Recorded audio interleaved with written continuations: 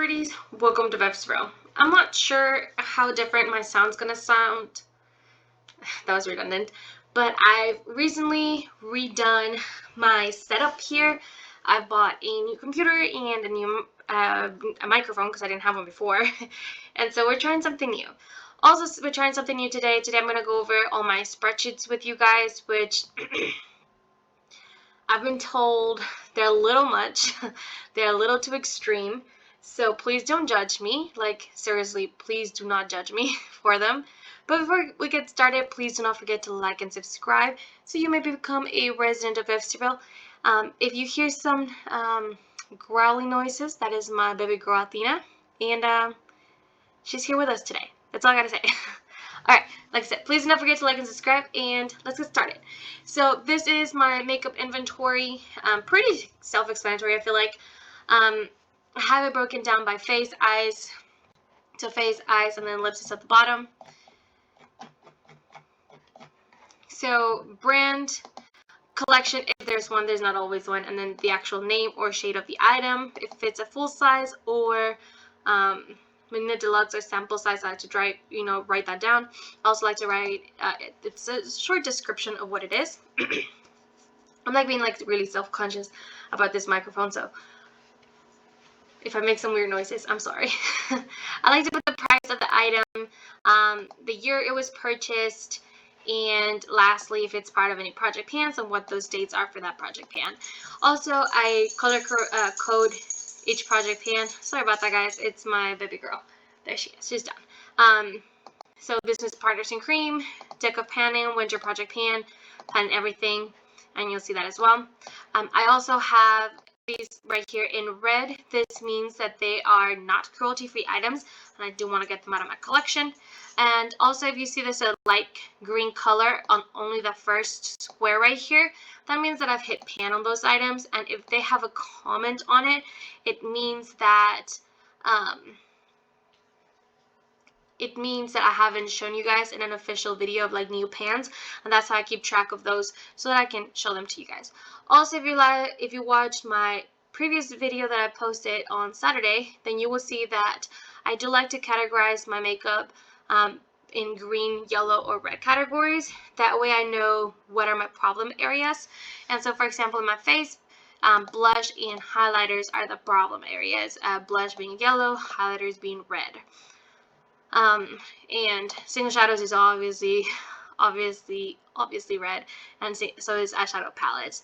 I don't think I'll ever be more than that though. I'm pretty confident those will never be even close to yellow.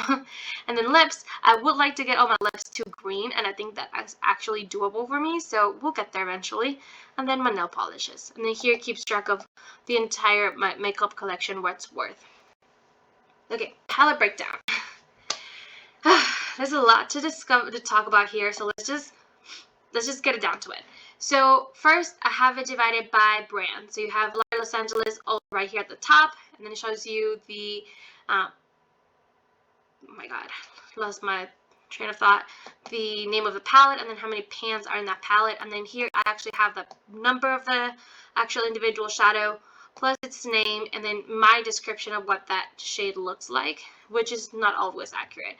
But as you can see, here goes 10, and then here goes to 11 to 24, and then 25 to 30. And this is how I keep track of every individual pan that I own in all my eyeshadow palettes. So I have 294.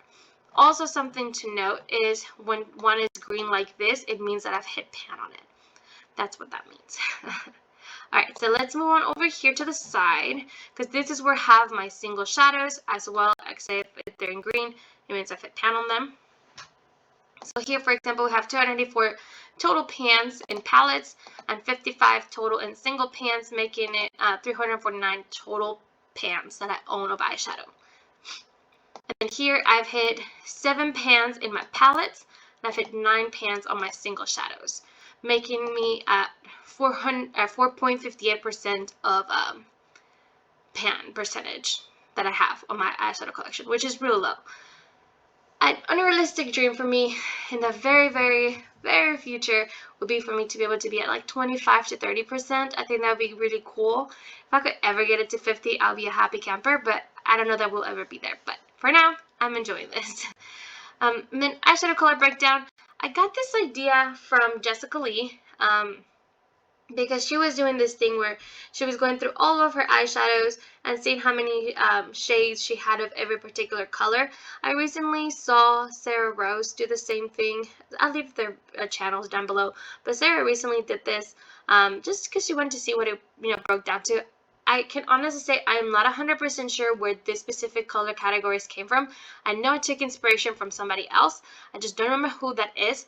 But since then, this is what it's come down to. So I have gray, silver, cream / white, champagnes, red, pink corals, oranges, golds, peaches, yellow, greens, blues, purple, mid-tone mauves, cool browns, warm browns, black, bronzer, copper, and taupes, and duochrome / multichromes. And then, so now it like breaks it down. So for example, when that ColourPop Sunflower palette came out, I was really, really interested in it.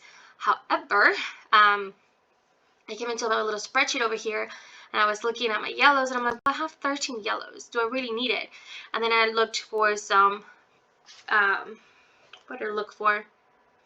I looked for some other like tutorials on that palette, and I found some that I was able to recreate, and after that my craving for that palette really went away. But there's that. Alright, finished products. So essentially I have the same categories that I have in my makeup inventory over here, and this is how I keep track of all of those.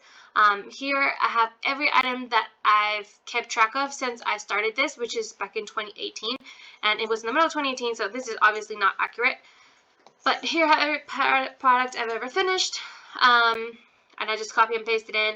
I put when I repurchased, yes or no, the price, the year it finished, not when it was actually purchased, but when it was finished. And something that I've noticed is most of the items that I say I could repurchase, most of them are no's. If I would repurchase them, that's what I'm trying to say. So that's something for me to really keep track of. I just really want to get my collection to a place where I love everything's in it, and I don't know that I'm at that point right now, but it's okay. And then here we have finished products by categories. I started keeping track of this in 2019. So those same categories that I had from the makeup inventory, just copy them over here. And then we have like every month when I finish something, I mark it down. Now in 2019, something I didn't do that I did do in 2020 is if I declutter something, I can put here, oh, it was decluttered or not, right? So that way I can keep track of that. My goal was to finish 50 items. I did exceed that goal, so I'm pretty happy about that. This year in 2021, I'm only having a goal of 30, and that's because I really want to get just more use out of my collection. I do feel like my collection just looks too new, you know? And I just want to get more use out of it. But yeah, alright. Goals. And I have some hidden over here, but it tells you where I was at the end of 2019 or beginning of 2020, however you want to look at it. And then we have 2021 in January 2021, and my goals, I had those goals be at that time. So here it is. Whew, sorry guys, I'm tired. But here you'll be able to see that. Low buy. So here, if anything that catches my attention and I'm interested in buying it, that's the first thing that I have right here. As you can see, I really want to purchase a lights lacquer order, but I'm holding out until I can get most of my nail polishes out of the way. I really want to buy some new ones, but I really want to focus on the ones I have first. And I feel like lights lacquer is an investment, and I don't know that I'm there yet. Also, I really want that Moon Prism blush palette from Lunar Beauty, but I'm holding out for now just because I really want to get my blush numbers down before I make that kind of investment. But yes. Here I have everything that I've bought so far, or that's come into my collection. If it's a gift, I put it at 1 cent, and I mark it down here as gift, so it doesn't actually count towards those numbers. But yes. And this ColourPop brown gel, I actually did purchase it with a gift card, so there's that. It was like $7, but I personally didn't pay for it. But anyway, just putting it out there, the stuff that I bought so far. And then this is the one from 2020. I just don't want to delete it. And then I just have my little breakdown here that I went over on my year-long empties. Alright, brand breakdown. This one needs to be updated. But essentially, I want to break down and see how many brands have I tried. Are in my collection currently, and the percentages. I would like for my numbers to be a little more even than what they're now. So I have to update this. I think that's going to be my next video. But here you can see the ones from 2019, because I did at the middle of 2019, I think it was June or so. And there's some clear standouts here. ColourPop, Los Angeles, and Bare Minerals. Surprisingly, this has dropped significantly. My Bare Minerals collection has, and these numbers have drastically changed. So there's a lot to look at. There's been a lot of changes in my collection, and I'm pretty happy about that. Really, really happy about that. All right, moving along. Okay, and this is just a way for me to keep track of what each color means. That's all. And that's the end of this spreadsheet. Now, that's my next one. So here I have my schedule of how my YouTube channel. I put them in green once I've posted those videos. So here, this video is obviously going to go a little bit late. Hopefully I can get it to you guys pretty soon. But yes, here is videos that I want to film. I just haven't incorporated into my schedule yet. And of course, this is always changing as well. I do plan on doing a palette week in the summer. If you have any suggestions, please leave them in the comment section below. I don't know what I want to do yet, but I didn't love my formatting that I had last time I did it. So please, pretty please, with a cherry on top, let me know what it is that you would like to see in palette week. So, all right. Let's go to the next one. So when Jessica Lee, Amanda D, and Paula came up with some formulas, I'm not 100% sure how they came up with it, or I can't remember them, as to how long it would take to use all their makeup. They were essentially giving away the spreadsheets, and I copied them over. And this is what that became. I don't know why I keep still track of this. I know for a fact this is not accurate, like, whatsoever.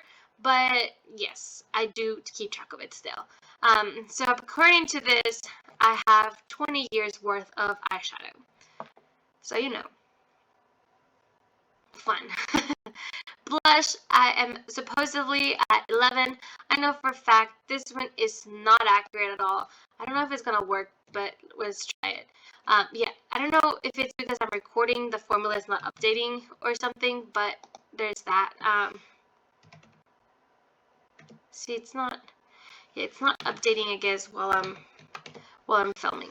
But I know for a fact, like the Romantic Rose, I'm gonna finish it sometime this year, like pretty early this year. But according to this, it's gonna take me like 3 years to finish it. So that's clearly not accurate, because I've only owned it for 2 years and I haven't even like actively used it the whole time until recently. So just saying, these numbers are obviously not accurate, but I still find it interesting to see the numbers change whenever I update it, so I keep track of it. So lip products, this one's the one that I know is certainly not accurate, because I finished so many lip products and I'm still bringing in lip products, and it just changed so much. Highlighters, this is the one where I know this number has to be at least double, because I haven't finished any of this highlighters the way this thing says I'm supposed to be able to finish them, so who knows. And then product categories, Alexi and Rebecca Morgan started a pan collab, and these are the new categories they came up with. These are 50, now I have 100, and these are it. These are 100 categories. I do have the old ones hidden. I'm not sure if you can tell that, but they're hidden. And everything that I've done so already, it's in like green, so I know not to like have them twice essentially. But that is it. That is all of my spreadsheets. Not as crazy as you may think. I think the ones that makes me look a little nuts are the palette breakdown and the eyeshadow color breakdown. I think those are the ones where I'm like, I might have taken it a little too far, but I don't mind. I think it's interesting to see how many repeats I have. Like cream whites, I'm like, I'm eventually gonna go through all of those, because I do use them to set my eyeshadow base. It's not gonna take me a long time, right? But pinks and corals, I definitely don't need this many. That's not even a color that I reach for all the time. I did used to love pinks, but lately I've been more into mauves. That's what I've been into more, like dusty roses, so they're not nearly as bright. So my preferences have changed, and I definitely don't need, I mean, according to this, 72 shades of brown, and that's between cool and warm browns. That's too many. But That's why when a new like nude palette comes out, I really need to look at those. I'm like, do I need another palette of all browns? That's what's really keeping me from buying the ColourPop Coconuts palette, because I've heard fantastic things about it. Everyone's always raving about it, but the tones do remind me quite a bit of the Larry de Los Angeles Nudie Patootie, the original palettes. I'm like, well, let me hold off, maybe this is not the right time. And then I come here and I look at those shadows and I'm like, I definitely don't need those. I don't need that right now. But anyway, it's just something to look at. I think that's it. That's all I have to say. What do you think of my spreadsheets? Do you think they're too crazy? Do you keep track of your own spreadsheets? What do your spreadsheets look like? I'm just curious. We're all nosy, and I just want to hear what you got to say. But I'll see you in the next one. Please leave me your comments below about palette week and about your own spreadsheets if you have any, your thoughts on mine, and I'll see you in the next one. Bye, guys.